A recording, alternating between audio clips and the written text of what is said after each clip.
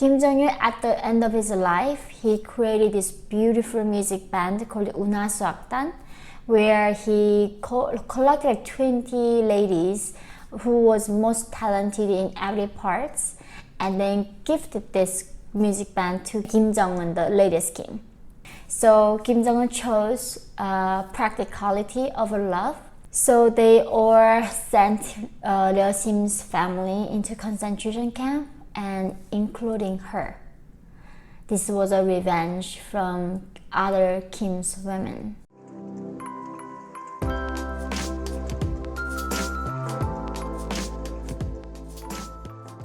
Hi guys! Welcome to my channel. My name is Yeonmi. I'm a North Korean defector human rights activist. Today in this video, I will talk about a very tragic story of Kim Jong-un's first love. Each Kim had a very complicated relationship with lots of women, and Kim Jong-un is not an exception. The first love of Kim Jong-un turns out to be not his wife nor his mistress. His first love was actually who was born in northern part of North Korea, and everyone described her as some Snow White, who was very kind and beautiful and talented pianist. So I will talk to you everything about her today in this video, and why she ended up in a very tragic ending, that because she got involved with Kim Jong-un. She was born in around 1989 or 1990, just a few years older than me, in the northern part city called Cheongjin.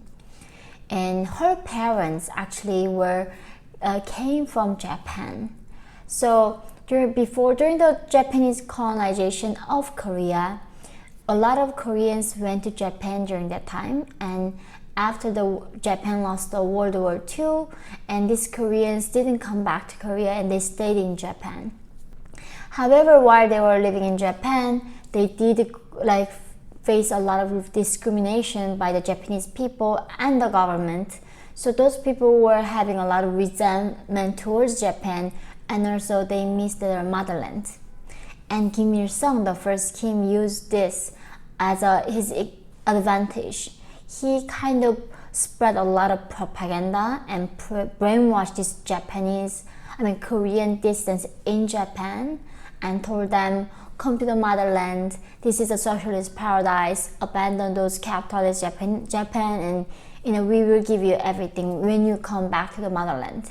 And Kim Il-sung used it to promote his ideology and North Korea to the world.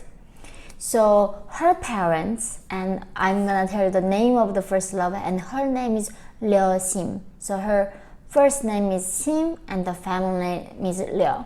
So Sim, her parents came to North Korea, but as soon as they arrived in North Korea, the fate just changes. Even though the Kim Il-sung and the regime promised them that life is going to be good for them and there won't be any discrimination, there was a huge discrimination towards anyone who experienced Japan, the country.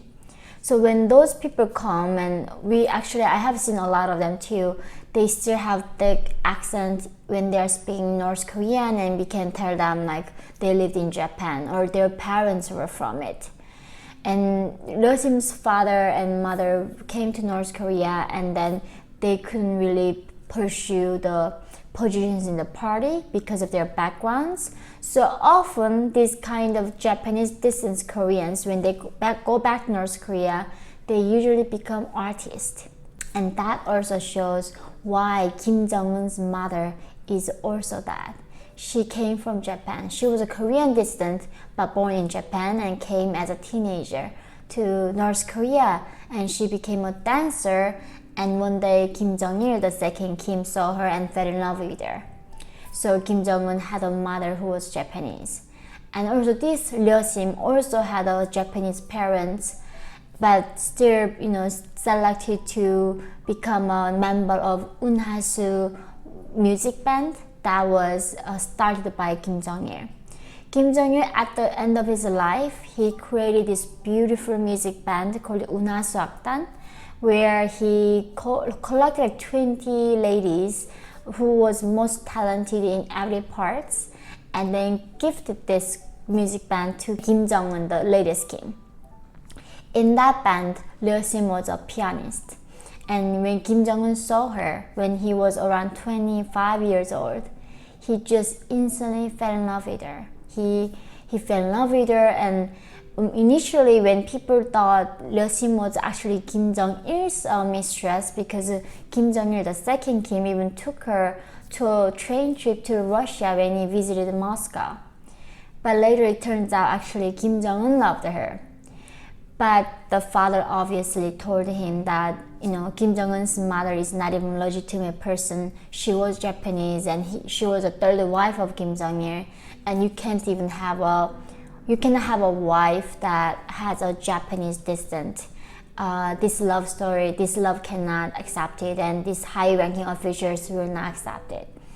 So Kim Jong-un chose practicality over love, and he just left that there. But there's still a lot of times he still saw her after he got married to his wife, the wife that was suggested by his father and his aunt.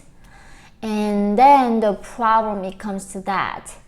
As I said, Yeonmi was not from Pyongyang. She was coming from the northern part, and her father had a disease, and the family wasn't doing that great. The relatives wasn't also doing that well. So one day her uncle was actually trying to escape out of North Korea. And in my previous videos, I told you guys, North Korea still do this thing called guilt by association, where a person get punished for one of their family members' crime.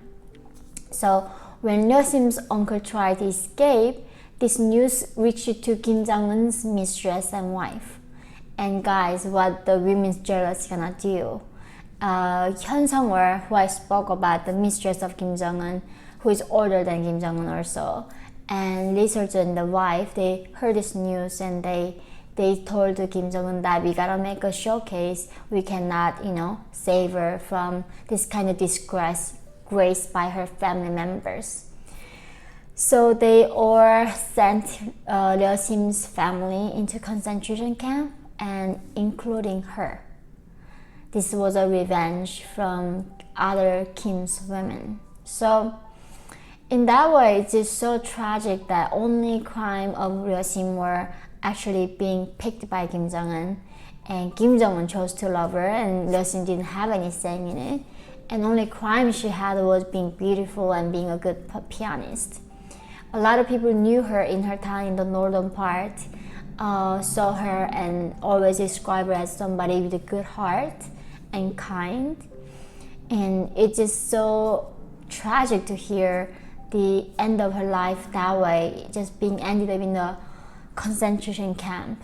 If she were born in South Korea, America, she could become a very talented pianist, but that's how she was known to the world right now. Anyway, the love story or these tragic stories, we usually always the one way through Kim's part. Usually the first women who are being liked or loved by these dictators do not end up in a good life. Especially, thinking about the first Kim Il-sung, his first wife were dying from the childbirth, but not exactly sure that he had a lot of wives, and she was just really completely abandoned by her husband and died alone. And the Kim Jong-il, the second Kim's first wife, also died alone in Moscow while literally mentally sick. So this was actually Kim Jong-nam's mother, who was assassinated by Kim Jong-un. She gave birth to the son. He was the heir for until 2001 or something, but he tried to go to Disneyland in Japan, and they got caught by the media, and Kim Jong-il got upset and disowned him in a way. That really made the mother's status really low, even though she was the first legitimate wife, and Kim Jong-il exiled her to Russia. So she couldn't even come back to her own country. And in Russia, she had a lot of mental issues because she was so lonely. She lost her husband and family, everything. and she just died alone while she was literally crazy. And also now with the Kim Jong-un, with the currently, his also wife Lee Sol-ju has been missing more than a year. And there's so much speculation that she is also killed by Kim Jong-un. And that is why I think this is like until the Kim's regime falls, this dictatorship falls, this tragedy, these stories with the women will continue. And there will be so many numerous victims that I don't know and a lot of people don't know. Anyways, thank you guys for watching, and I look forward to seeing you all very next time. Bye guys!